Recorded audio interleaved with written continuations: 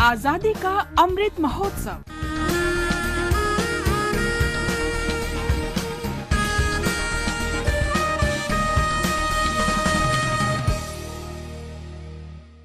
Azadi ka Safar with AIR News, Birth of a Nation. India's glorious freedom struggle is one of the greatest struggles the modern world has ever witnessed. AIR News brings you a glimpse of the struggle every day. Mandvi ma janm lai jan rashtra prem nibhaviyo. Mandvi ma janm lai jan rashtra prem nibhaviyo.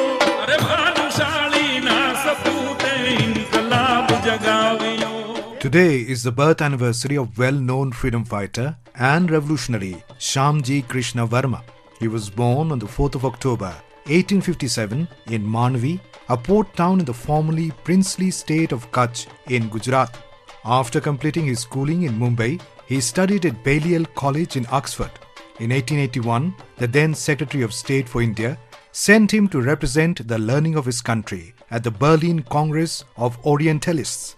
There, he not only read his own paper on the subject of Sanskrit as the living language of India, but also read a patriotic Sanskrit poem and translated it into English for the audience.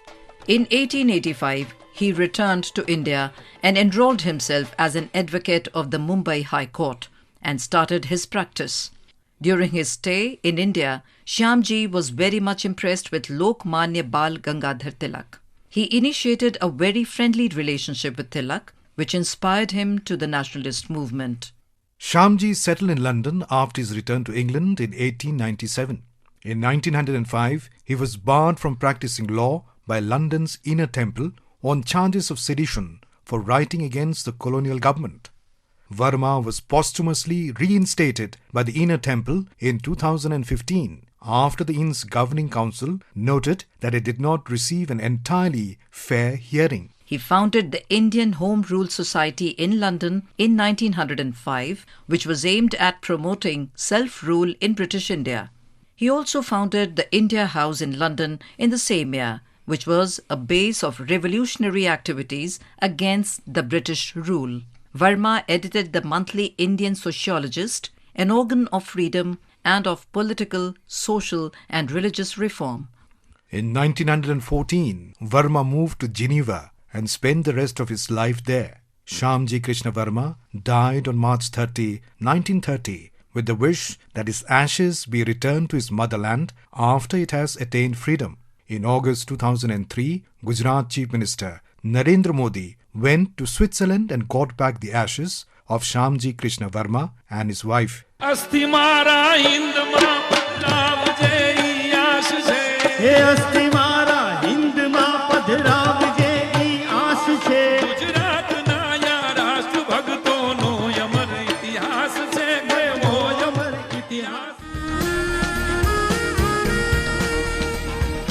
Today is also the birth anniversary of freedom fighter Subramanya Shiva. He was born on 4th October 1884 in Madurai. He was the first person to be imprisoned in Madras by the British over sedition charges.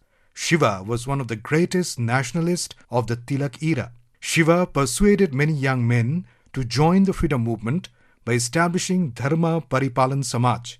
This led to his 6 years of severe imprisonment by the British in 1908. Through the monthly journal Gyanabhanu he edited and published, Shiva kept the freedom struggle alive while in prison. He passed away on 23rd of July 1925. To commemorate Shiva's contribution to the freedom struggle, former Tamil Nadu Chief Minister J. Jayalalitha inaugurated a memorial in his honour in Paparapatti in 2012. Today is also the birth anniversary of a freedom fighter and revolutionary Tirupur Kumaran. He was born on 4th October 1904 in Chennimalai, which is presently Erode in Tamil Nadu. While the independence movement was gaining momentum in the country, Kumaran too found himself influenced. Inspired by Mahatma Gandhi's principles and ideals, Kumaran began to participate in the demonstrations announced by Bapu. When Gandhiji led a demonstration in Bombay in 1932, the British decided to arrest him. There were riots and protests against his arrest all over the country. The protests had people carrying out the national flag, which was banned at the time, in honor as well as in revolt. One of the participants holding the flag was Tirupur Kumaran.